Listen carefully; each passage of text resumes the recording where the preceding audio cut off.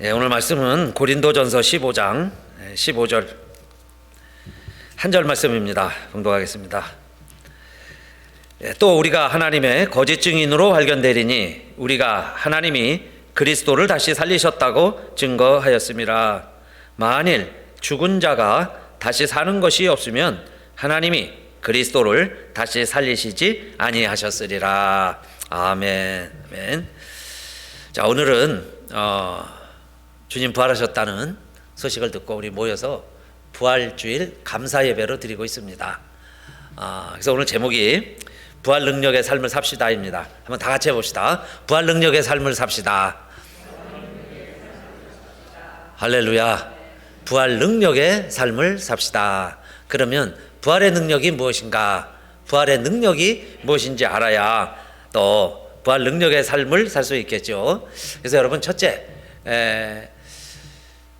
부활의 능력은 하나님의 능력이다. 부활 능력은 하나님의 능력이다. 하나님이 살리셨다.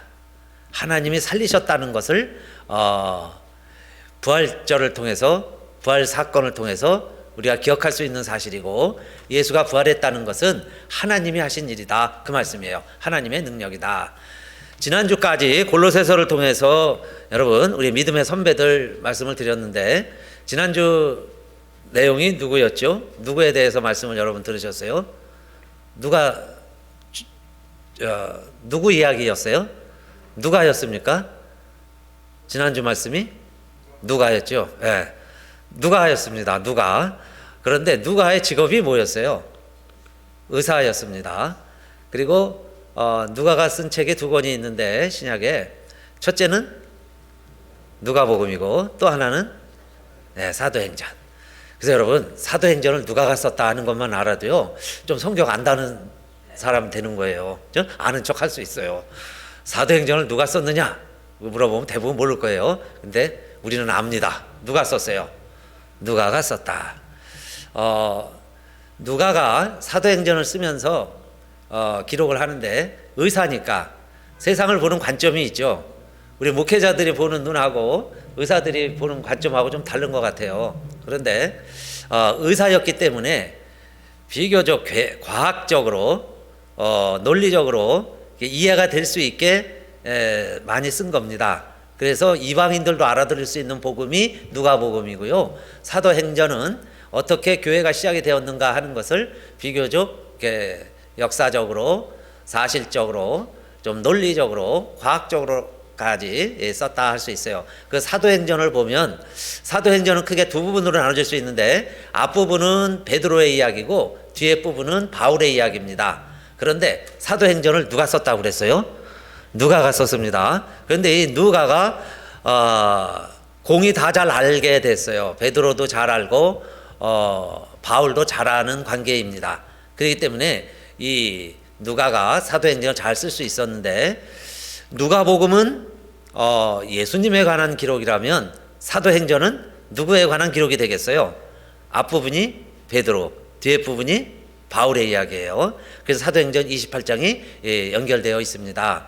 그런데 누가가 기록을 하는 그 베드로와 바울의 설교를 중심으로 사도행전을 엮어가는데, 10장까지요 이 누가가 썼죠. 누가가 베드로의 설교를 열거하면서 인용을 하면서 빠짐없이 쓰는 내용이 있어요. 이 누가가 베드로의 설교를 어느 관점에서 쓰느냐, 여러분도 지금 우리가 같이 이렇게 예배드리고 있지만 우리의 뇌에는, 우리의 기억력은 이 레코딩 하는 것처럼, 녹음기처럼 그걸 객관적으로 여러분이 기억하는 게 아니에요. 내가 취사 선택이 되는 거죠. 그러면서 잊어버릴 건 잊어버리고 기억할 만한 건 기억이 되는 거예요. 대부분 잊어버려서 문제죠. 그런데 기억하는 것도 선택적으로 기억이 돼요. 누가가 사도행전을 통해서 베드로의 설교와 바울의 설교를 인용하고 기록을 하고 있는데, 누가의 관점이 있습니다. 누가가 어떤 관점에서 그의 설교를 기록을 했느냐, 그걸요 현장에서 기자가 쓰듯이 녹음을 하듯이 그렇게 카피할 수가 없잖아요. 그러니까 어차피 선택적으로 기록을 할 수밖에 없었는데, 5편의 설교를 보면요 공통적으로 나오는 내용이 있습니다. 사실 그것이 사도행전을 기록한 목적이라고까지 말씀드릴 수 있어요. 베드로의 설교의 핵심은 뭐냐? 이겁니다. 5번의 설교를 다 요약을 하고 빠짐없이 나오는 내용들이 뭐냐면, 우리가 죽인 예수 그리스도를 하나님이 살리셨도다. 할렐루야. 유대인들, 너희가 십자가에 매달아 죽인 예수를 우리 조상의 하나님이 살리셨도다. 여러분, 이것이요 베드로의 설교입니다. 그러면 의사였던 누가가 볼 때는 예수님이 돌아가셨다는 것은 그 당시에 무슨 사망진단서를 쓴 건 아니지만, 의사였던 누가의 눈에는 예수가 죽은 건 100% 확실합니다. 확실해요. 분명히 죽었어요, 예수는. 그런데 죽은 예수가 다시 살지 못한다는 것은 누구보다도 누가가 100% 또 잘 아는 사실이에요. 죽은 사람이 다시 산다는 건 불가능합니다. 의학적으로. 다시 어떻게 살아요, 죽은 사람이. 근데 누가기 때문에 누구보다도 더 잘 아는 거예요. 죽은 사람이라는 거 100% 알았죠. 그 다음에 그 사람이 다시 살 수가 없어요. 그런데 놀라운 일을 목격을 하는 거예요, 누가가. 베드로를 보면, 베드로가요 예수님 부인하고 도망가고, 예수님 살아계실 때는 내가 수제자다, 내가 비서실장이다 하면서 큰 소리 치고 다니더니, 예수님 돌아가실 때쯤 되니까 모른다고 부인하고 꽁무니 빼는 거죠. 그랬던 사람이 베드로입니다. 그런 베드로가 어느 날 숨어 지내더니 이제는 문을 박차고 나와서 사람들만 모여 있으면 설교를 하는 거예요. 그래서 이 도대체 베드로가 뭐가 잘못돼가지고 뭐에 그렇게 해서 숨어 다니던 베드로가 저렇게 담대해지고 설교를 하고 많은 사람들 앞에서 증거하는 내용이 뭐냐 하고 누가가 지켜보고 있었던 거지요. 그래서 그의 기록들을 다 모아본 거예요. 그리고 오늘 사도행전을 썼습니다. 그런데 누가가 경험한 내용은 뭐냐면 이겁니다. 그 예수가 살아나셨다는 거예요. 예수가 살아나셨다. 그게 믿을 수가 없어요. 어떻게 죽은 자가 살아났냐 이 말이에요. 그런데 베드로가 하는 이야기를 잘 들어보면 베드로가 이렇게 설교하는 겁니다. 우리가 죽인 예수를 우리의 조상, 우리가 믿었던 아브라함의 하나님, 이삭의 하나님, 야곱의 하나님, 그 하나님이 이 예수를 살리셨습니다. 그 이야기예요. 하나님이 예수를 살리셨습니다. 그 이야기를 전하는 겁니다. 그랬을 때 의사였던 누가도 수긍이 가는 거예요. 여러분, 우리가 부활주일날 예수님 다시 사셨습니다, 우리 예수 사셨다 하고 찬양하지만 예수 스스로 살아나신 게 아니죠. 예수에게 무슨 능력이 있어서 예수가요 초인강 쪽으로 저절로 부활하신 게 아니에요. 하나님이 살리셨도다, 그 말씀이에요. 할렐루야. 하나님이 살리셨도다. 하나님이 살리셨도다. 우리가 죽인 예수를 하나님이 살리셨도다. 하나님이 살리셨다는 거예요. 그래서 이 사도행전을 보면 그 사실을 자세히 기록하고 있죠. 먼저 누가복음 2장 32절 보세요. 이게 첫 번째 베드로의 설교입니다. 이 예수를 누가 살리신지라 그랬어요. 이 예수를 하나님이 살리신지라 우리가 다 이 일의 증인이로다. 그래서 이제 베드로가요 기도하러 가면 많은 사람들이 막 따라옵니다. 그럴 때 선전 문지방에 안진뱅이가 있었죠. 그래서 이제 안진뱅이를 보면 그전에는 이 베드로가 두려움이 있었는데 이제 예수님 부활하신 것을 목격을 하고 부활의 증인이 된 다음에는 담대해졌어요. 여러분, 내가 믿는 하나님이 죽은 자도 살리시는데 못할 게 뭐가 있겠어요? 예수가 살아난 게 믿어지니까 이제 못할 게 뭐가 있겠어요? 그래서 안진뱅이를 보는 순간, 안진뱅이 처음 보는 게 아니에요. 예배 드리러 갈 때마다 그 회당에 갈 때마다 본 안진뱅이였는데 이제는요 부활의 증인이 되고 나서 담대함이 생겼습니다. 그리고 뭐라고 이야기하느냐? 은과 금은 내게 없지만 나사렛 예수의 이름으로. 나사렛 예수가 누구예요? 죽었다가 살아난 나사렛 예수의 이름으로 내가 내게 명하노니 일어나 걸으라. 여러분요 어떻게 이렇게 말할 수 있겠어요? 예수가 살아났다는 걸 베드로가 목격을 하고 이제는 그 사실을 전하기 시작을 한 겁니다. 그래서 안진뱅이가 일어났어요. 그랬더니 많은 사람들이 이제는 베드로가 그렇게 능력이 있는 줄 알고 그 베드로를 막 사람들이 주목하고 우러러볼 때 베드로가 한 이야기가 있습니다. 베드로가 한 설교가 있어요. 뭐라고 안진뱅이를 보고 사람들이 놀랄 때 이야기했느냐? 너희가 거룩하고 의로운 자를 부인하고 도리어 살인한 사람을 놓아주기를 구하여 사도행전 3장 15절 생명의 주를 죽였도다. 그러나 누가 그랬어요? 그러나 하나님이 죽은 자 가운데서 살리셨으니 우리가 이 일의 증인이로다. 그래서 사람들이 다음부터는요 너가 설교하는 것도 좋고 뭐 구제하는 것도 좋은데 예수가 살아났다는 이야기만은 하지 말아라. 응? 부활의 도만은 전하지 말아라 그러는 거예요. 그러는데 베드로가 이제는 여러분 그들의 말을 듣고 그래 그러면 나는 이제 안 할게. 나 무서워서 안 할게. 그럴까요?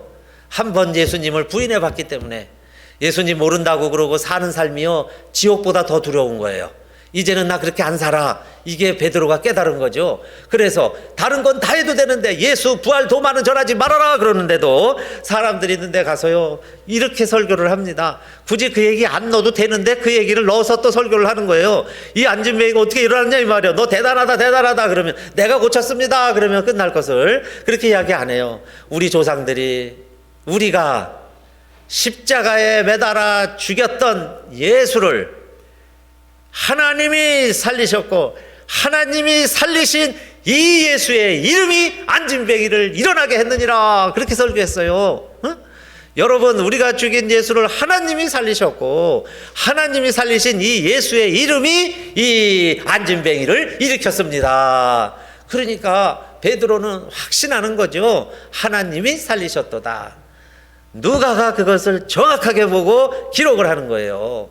죽은 자가 어떻게 살았냐 이 말이에요. 그것은 예수가 산 게 아니고 하나님이 살리셨다. 그 관점에서 계속 이야기하죠. 그래서 결국엔요 하지 말라는데 자꾸 그 소리를 하니까 감옥에 집어넣습니다. 베드로를. 그래서 감옥에 갇혔어요.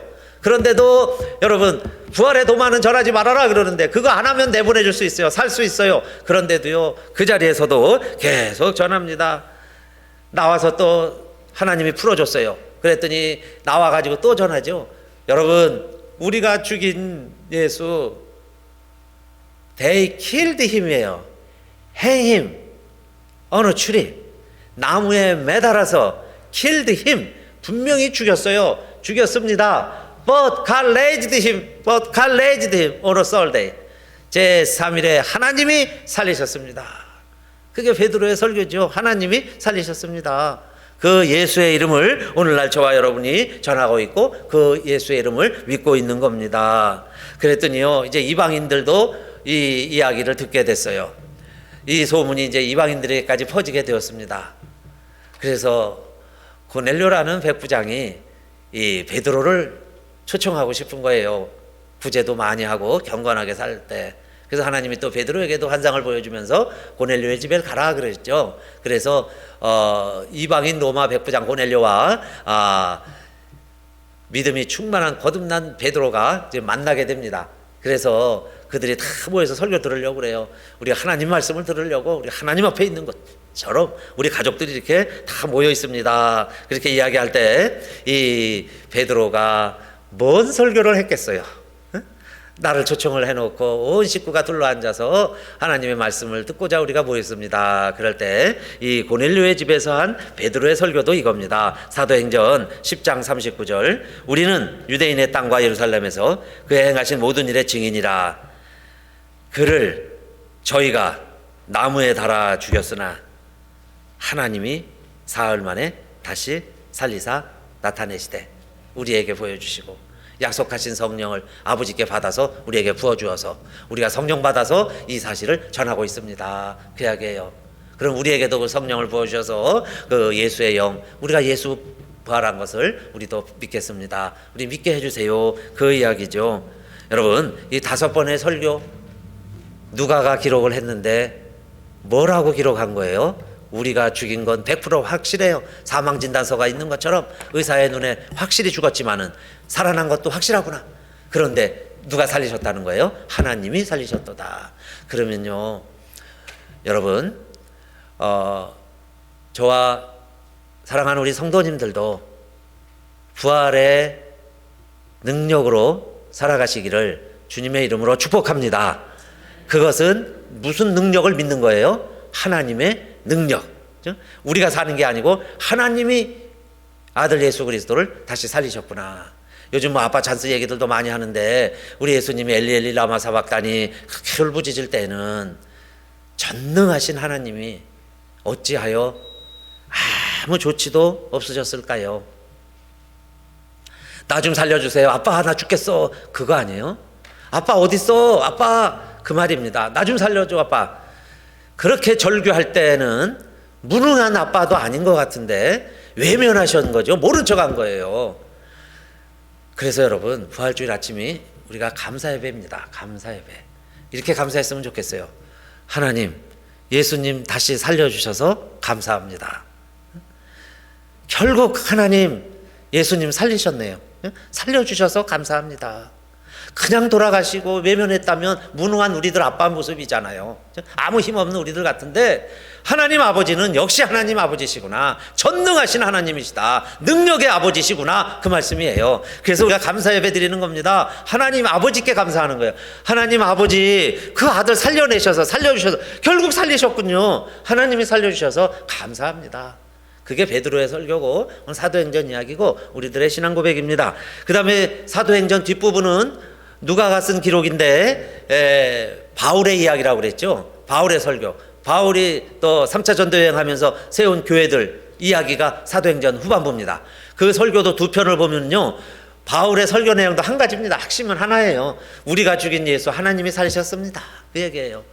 바울의 설교도 우리의 조상들이 죽일 죄인이 아닌데, 죄가 없는데, 그 이야기예요. 예수를 죽여야 되니까 그 죄를 만들어 가지고 억지로 빌라도에게 사형원도 내리게 하고 죽이게 했는데, 그 말입니다. 바울의 설교는. 그러나 예수님은 살아날 수도 있었지만은, 여러분, 힘으로 만약에 예수가 살겠다고 하셨다면 로마 군인들의 10배나 더 되는 하나님의 군대를 내가 지금도 불러서 지금이라도 동원해서 내가 살 줄 모르느냐. 그러나 그렇게 하면 성경의 말씀이 이루어지겠느냐. 그래서 예수님은 성경대로 죄가 없는 분이 나무에 매달려 죽으시고, 그러나 곧 사람들이 나무에서 내려다가 무덤에 두었으나, 사도행전 13장 30절 바울의 설교입니다. 여러분요, 얼마나 멋진 설교예요. 바울이 이렇게 이야기합니다. 하나님이 죽은 자 가운데서 저를 살리신지라. 여러분요, 부활주일 아침에 그냥 익숙하게 여러분 듣는 그런 표현이지만 얼마나 멋지고 강한 메시지예요. 다 죽으면 사람이 못 산다고 그러는데 하나님이 저를 죽은 사람들 가운데서 예수 그리스도를 살리셨습니다. 그 당시에 이 설교한다는 거는요, 정말 박해와 오해와 모함과 투옥까지 감당해야 되는 거예요. 그런데도 바울도요, 보세요, 담대하게 전합니다. 바울이 전하는 이야기예요. 예, 하나님이 살리셨습니다. 하나님이 저를 죽은 자 가운데서 살리셨습니다. 그러니까 사람들이 바울이 설교할 때도요, 바울이 전도할 때도 뭐 안진뱅이 고쳐주고 뭐 귀신 쫓아내고 그런 거 할 때는 다 좋아해요. 그런데 결국은 어디에서 걸림돌이 되냐면 죽은 자가 살아났다는 이야기 할 때는 사람들이 다 뒤로 돌아가요. 실망을 하는 거예요. 야, 더 들을 거 없다, 이렇게 되는 거예요. 허무맹랑한 이야기로 듣는 겁니다. 그래서 못하게 하고 붙잡아 놓고 이상한 풍속을 전한다고 그러고 그렇게 오해하는 거죠. 그래서 결국은 바울도요, 왕 앞에까지 끌려가요. 재판받고 왕 앞에 끌려갑니다. 그럴 때도 하지 말라고 그러는데도요, 왕 앞에서 이렇게 이야기를 합니다. 여러분, 수갑을 찬 죄수가 어자, 임금의 보좌, 왕 앞에서 뭐라고 이야기하냐면은, 아그리빠 왕이시여, 내가 지금 이렇게 수갑 차고 있는 거 외에는 뭐 이것까지 본받을 건 없죠. 당신도 나와 같이 되기를 원하나이다. 왕 앞에서 그렇게 이야기를 합니다. 죄수 주제에. 여러분요, 왕에게 뭐라고 이야기하느냐? 내가 수갑 찬 거 외에는 당신도 나와 같이 되기를 원합니다. 그리고서는 쫙 설교를 다 그렇게 다 했는데 이 왕이 받아들이질 않고 믿지를 못하는 거예요. 그러니까 마지막 한마디 하죠. 당신들은 하나님이 죽은 사람 살리심을 어찌 못 믿을 것으로 여기십니까? 그 이야기예요. 어찌하여 못 믿습니까?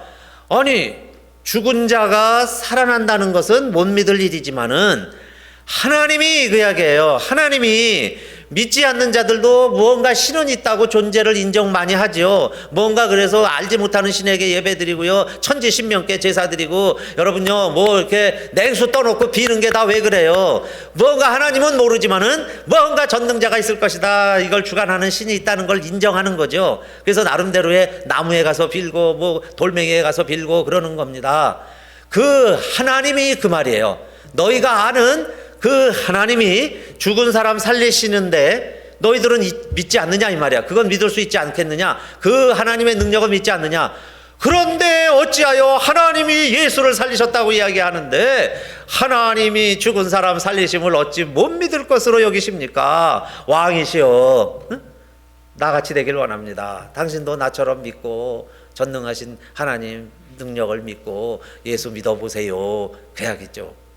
왕 앞에까지 가서 담대하게 이야기할 수 있었어요. 그건 뭐겠어요? 예수를 살리신 분은 하나님이시고 예수가 살아난 것은 하나님의 능력이다. 할렐루야, 하나님의 능력이다. 그래서 여러분, 우리 부활신앙은 뭘 믿는 거예요? 하나님의 능력을 믿는 거예요. 오늘날도 하나님의 능력을 믿고 살아가시는 우리 사랑하는 성도님들, 하나님의 능력이 함께 하시는 승리의 삶이 되시기를 주님의 이름으로 축원합니다.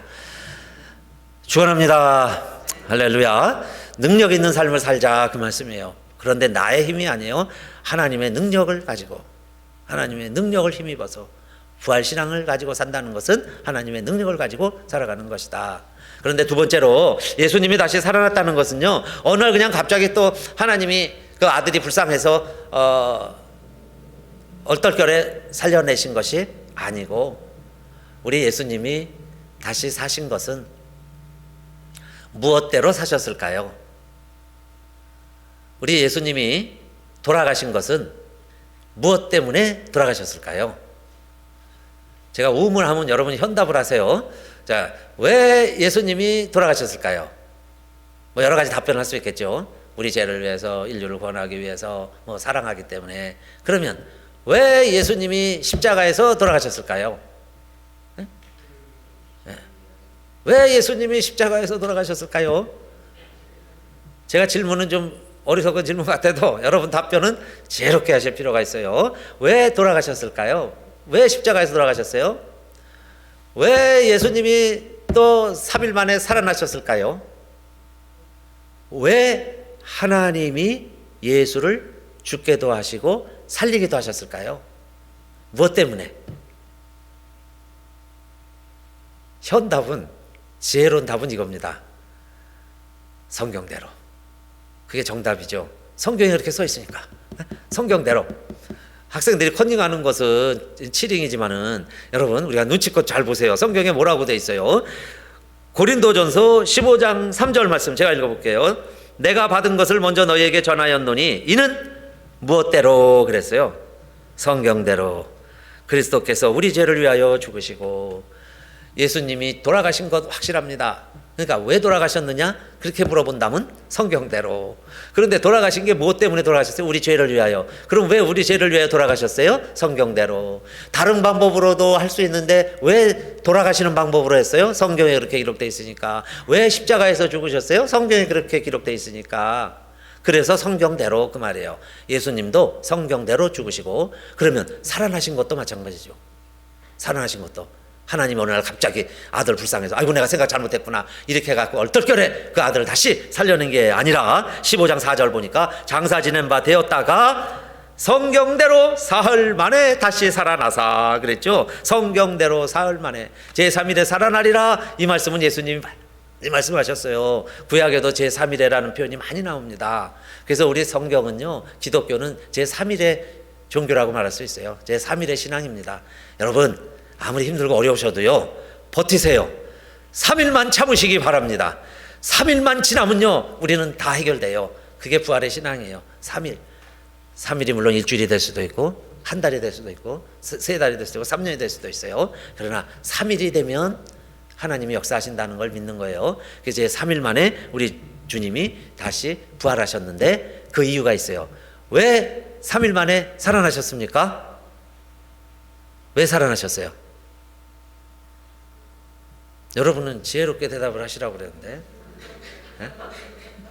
질문이 좀 어리석어 보여도 중요한 얘기예요. 왜 예수님이 3일 만에 다시 살아나셨어요?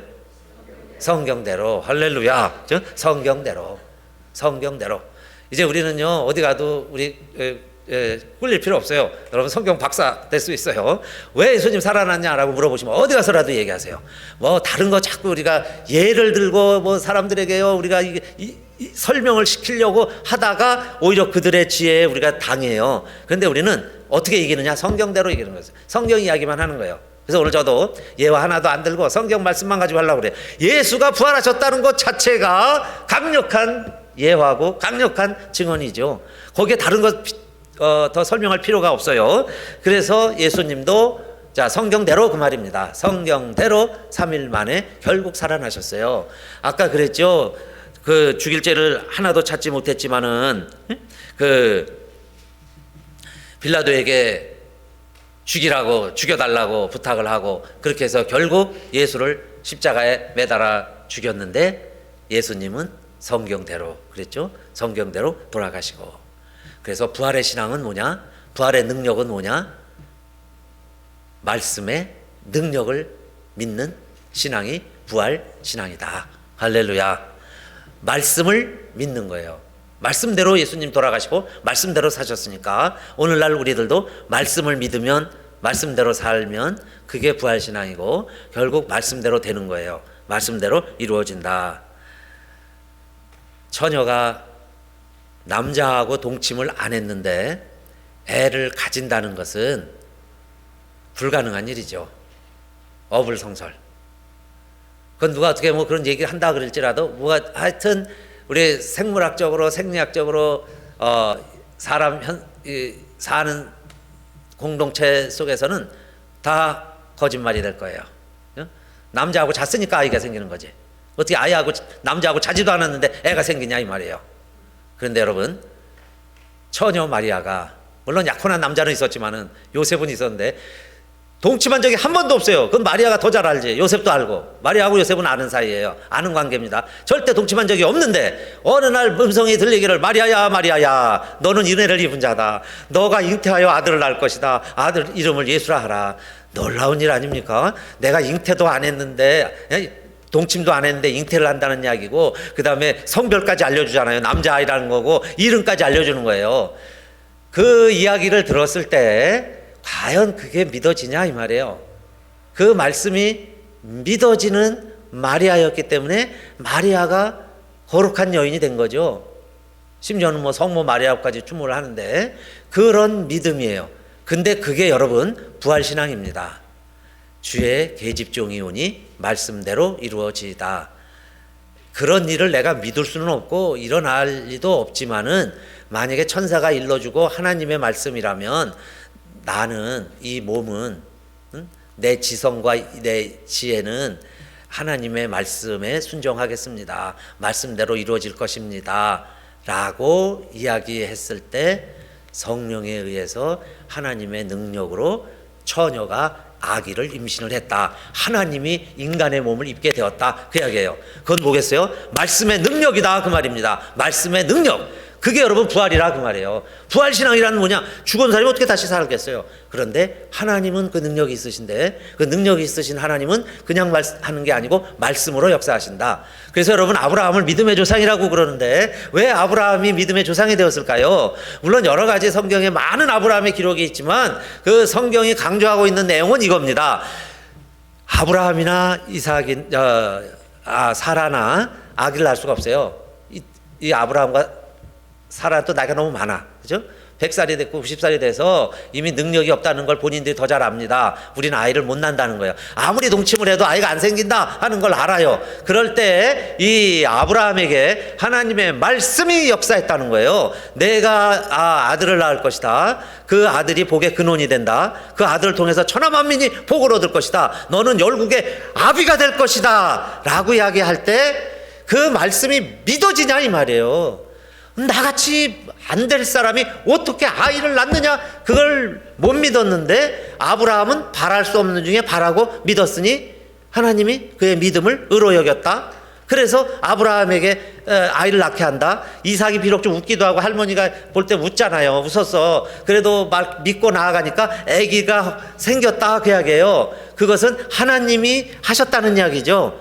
아브라함과 살아간 게 아니고 하나님이 하셨다. 할렐루야. 하나님이 하셨다. 그것을 아브라함과 사라가 믿고 순종했을 때 성경은 그 아브라함 사라를 믿음의 조상이다. 그게 뭐예요? 그래서 바울이 그렇게 소개하죠. 그것을 부활신앙이라고 승계시켜요. 부활신앙이다. 우리가 할 수 없는 것을 믿고 순종해서 이뤄가는 부활신앙이다. 그래서 여러분 이 아브라함도 말씀대로, 다윗도 성경이 그렇게 내 마음에 합한 자다 그러는데요. 다윗도 역시 말씀 사랑하고 말씀 순종하고 말씀대로 행한 사람이에요. 그 왕이 되는 것부터 끝날 때까지 말씀대로 산 사람. 그래서 다윗 왕을 하나님 마음에 가장 합한 왕이다 그랬습니다. 그러면요, 이제는 저와 여러분의 차례죠. 그러면 말씀의 능력이 있다. 말씀이 임하면 그대로 된다. 자, 우리들도요, 뭐든지 할 수 있다 그 말씀이에요. 그러면 자, 우리가 부활신앙이라는 게 뭘 그러면 부활 능력이 나에게는 어떤 능력이냐 이 말이에요. 내가 부활신앙을 가지고 있으면 나에게 부활 능력이란 무엇일까? 첫째, 여러분, 저와 이 여러분도 나는 부활이요 생명이 나를 믿는 자는 죽어도 살 거고 살아서 나를 믿는 자는 영원히 죽지 아니하리라 그랬으니까 그 말씀대로 저와 여러분도 죽겠지만은 그러나 영원히 다시 산다는 게 믿어지시기를 주님의 이름으로 축복합니다.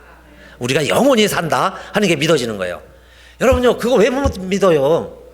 아니, 처녀도 말씀대로 이루어지다 하니까 처녀가 잉태하고, 할머니 할아버지도 말씀대로 이루어지다 하니까 정말 애를 낳는데, 우리는 살아서 하나님의 말씀이 믿어져서 그게 이해가 돼서, 이해가 안 돼도 내가 믿습니다 하면 영원히 산다는데, 영원히 살 것인데 그걸 왜 못 믿느냐 이 말이에요. 그러니까 저와 여러분이 영원히 사는 줄로 믿습니다. 그거는요, 우리들이 잘해서가 아니에요. 건강관리 잘해서가 아니에요. 착해서가 아니에요. 하나님이 우리를 살리시리라 그 말씀이에요. 하나님이 우리를 살리시리라. 할렐루야.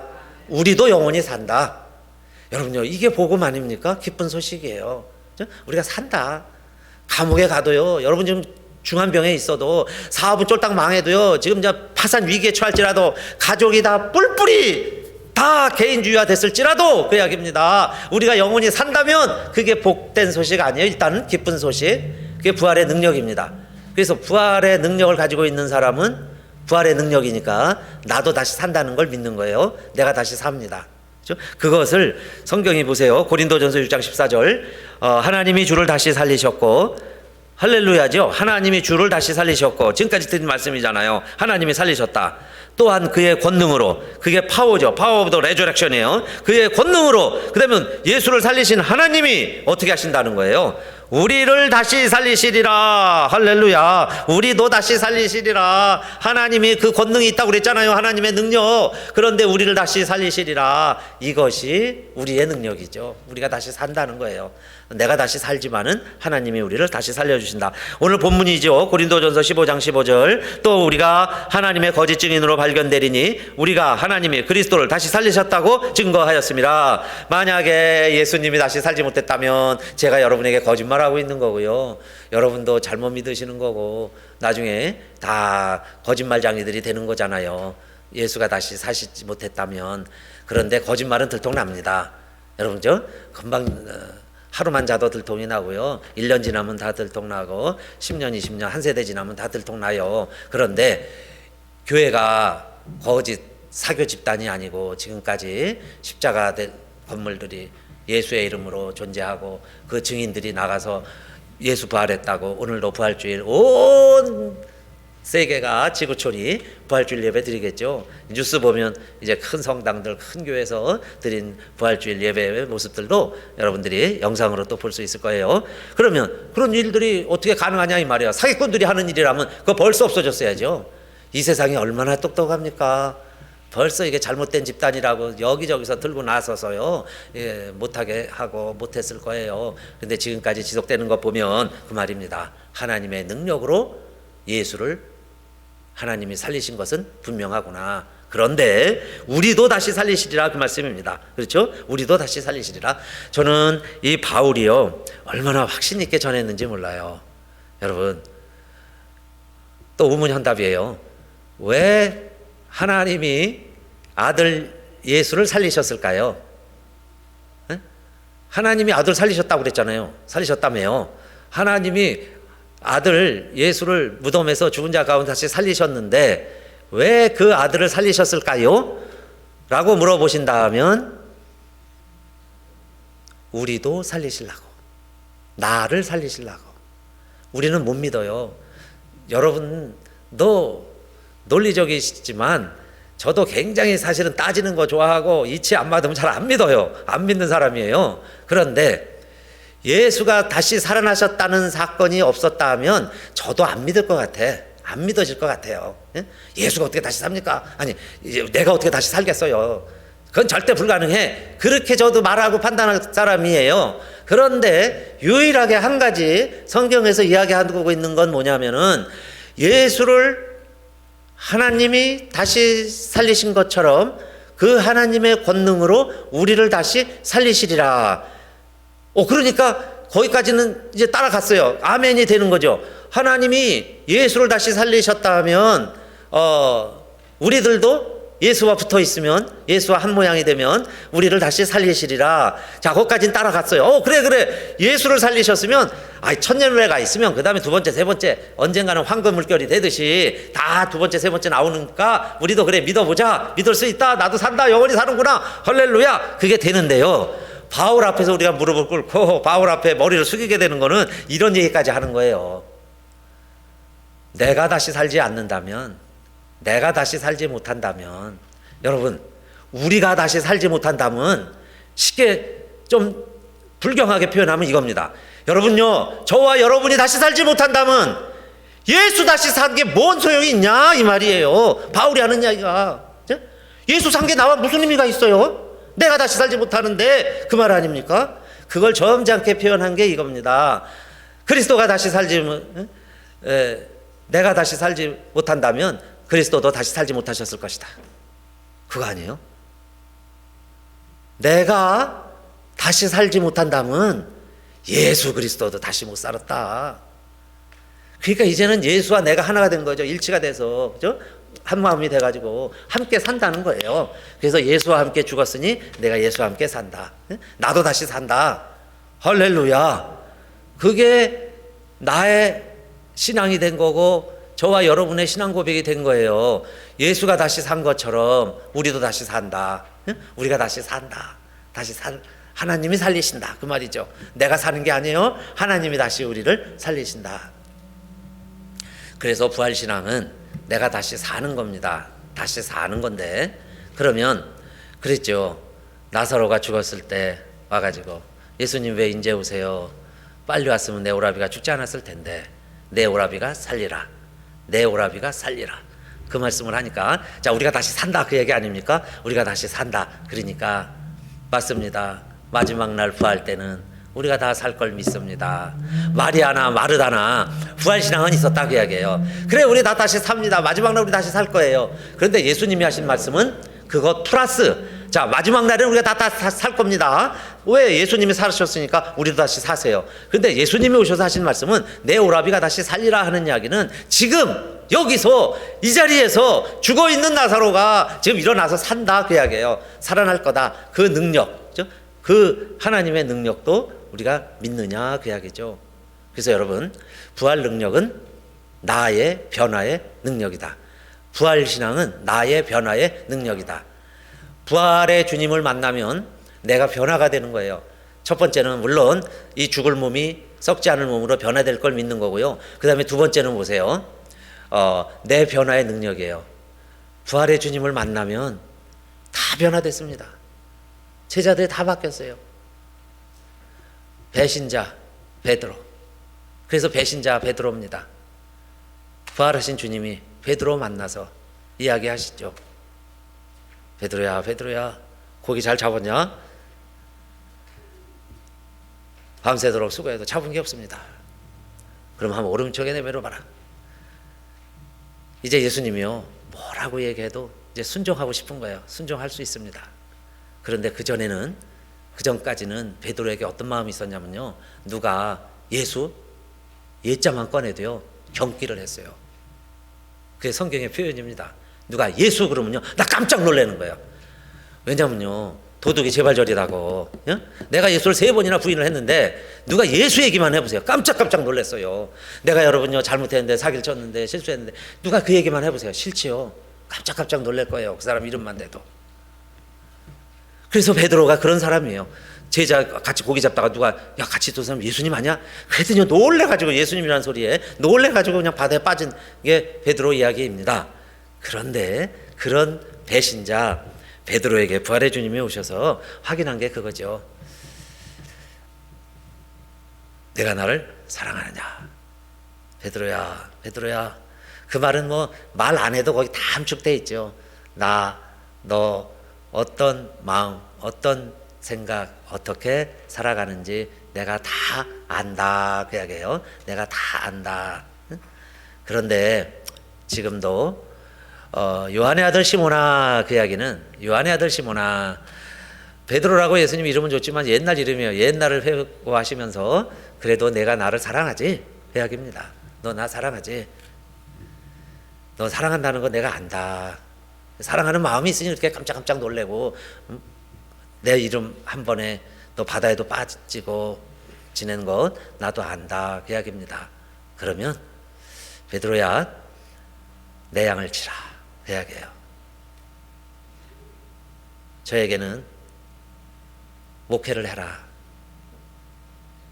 너 하던 일을 계속해라.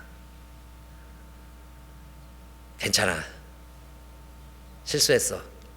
잘못했다. 남들이 다 너를 실패자라고 그럴지 몰라. 그래도 나는 너를 알고 너를 믿고, 그래서 내가 베드로야 내가 얼마나 너 보고 싶었는데, 나 고난에게 힘든 건 나 혼자 가도 돼. 베드로야 너는 괜찮아. 그런데 내가 다 못한 일 너가 해야 되잖아. 그러면서 베드로에게요 내 양을 치라는 게 뭐예요?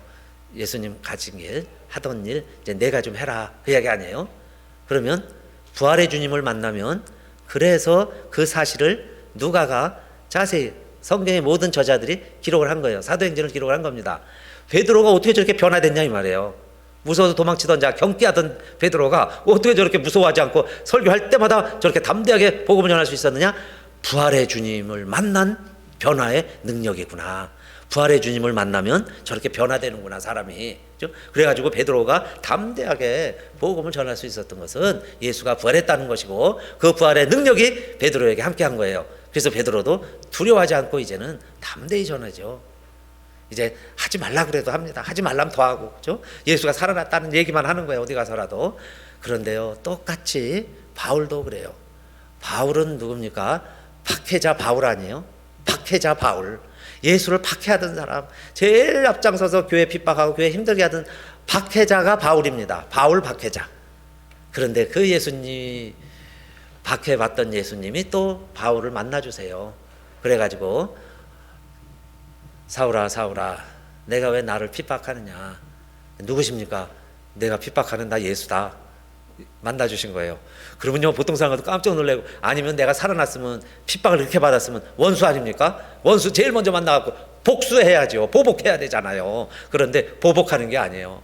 바울아 너도 할 일이 참 많이 있는데, 예수님은 그렇게 계획하신 것 같아요. 베드로는 유대인 중심으로, 바울은 이방인들에게. 그래서 너는 이방인들과 임금들과 많은 사람들을 위해서 세운 내가 뽑은 나의 택한 그릇이다.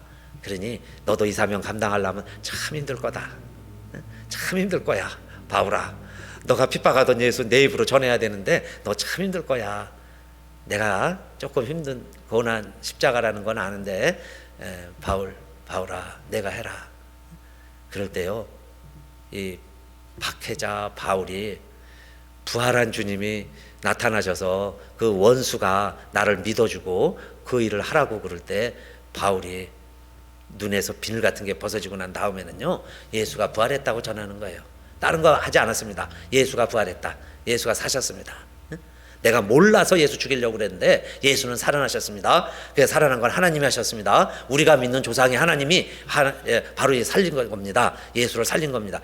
그렇게 전해서요, 그 사실 듣고 믿은 사람들이 하나둘 모여져서 오늘날 교회가 됐고, 여러분 2000년 지속되고 있는 겁니다. 그래서 부활 능력의 삶을 삽시다 그랬으니까요, 저와 여러분도 때로는 힘들고, 여러분 도적이 오는 것은 도적질하고 죽이고 멸망시키려고 하는 거예요.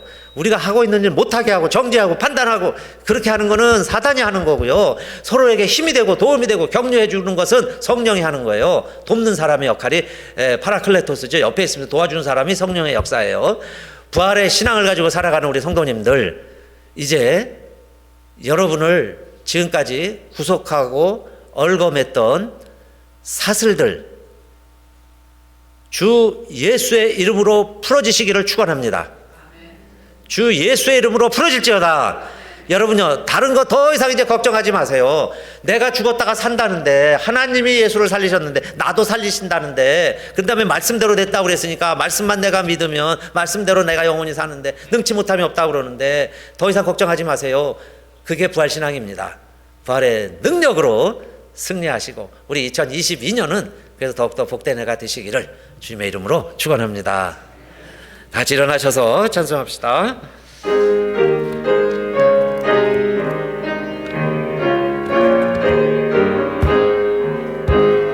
즐겁도다 이날 세세의 할 말, 섬한 권세 깨고 하늘이 열려 죽은 자가 다시 살아나와서 생명의 주 예수 찬송하도다.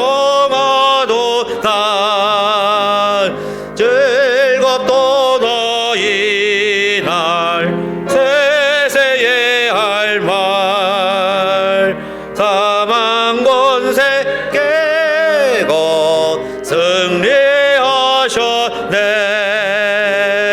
부활하신 주님 나타나시니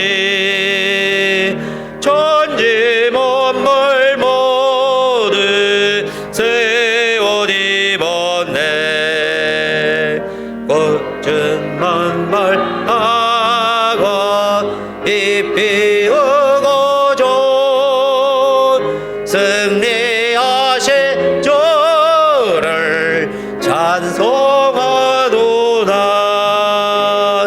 즐겁도다 이날 세세의 할 말, 사망 권세 깨고 승리하셨네.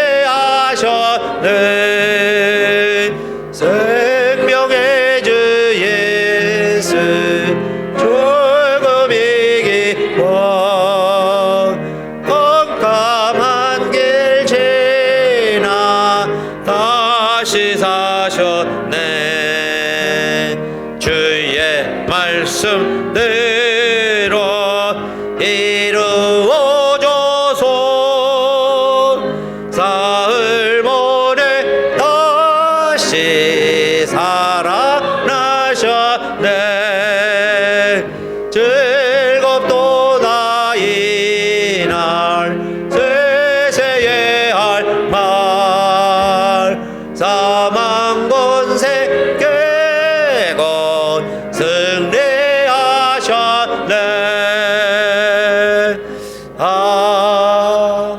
아멘. 이제는 우리 주 예수 그리스도의 다시 사신 그 큰 은혜와 하나님 아버지의 독생자 예수 그리스도를 결국 종국에는 다시 살려내신 그 사랑과 성령의 이 모든 사실이 나를 위하여, 나 때문에 이루어졌다는 감동, 감화, 깨달음이 오늘도 부활의 소식을 듣고 달려와서 하나님 앞에 부활주일 감사 예배드리는 우리들 모두와 특별히 우리의 사랑하는 가족들, 54년 전에 세워주신 우리 교회, 이 교회를 거쳐간 많은 우리 믿음의 선배들, 동역자들, 그리고 앞으로 부활의 증인이 되어 몸된 교회를 섬겨가기를 소망하고, 오늘도 믿음에 서서 앞만 바라보고 쟁기를 잡고 뒤를 떠다보지 아니하는 제자도를 가지고 오늘도 예배드리고 맡겨주신 사명 감당해 나가며, 기쁠 때나 슬플 때나 다 종이 한 장 차이인 줄 알고, 우리가 충성될 때나 배신할 때나 다 종이 한 장 차이인 줄 알고, 하나님 앞에 다 하나 되어 이제 멋지게 우리 남은 생에 잘 마무리하고 하나님 앞에 잘하였도다 착하고 충성된 종으로 칭함받기 위하여 예배드리는 우리 모든 성도들, 부활주의를 맞이한 하나님의 백성들, 특별히 한국에 있는 우리 교우들까지 이제로부터 영원히 함께 하시기를 간절히 축원하옵나이다. 아멘.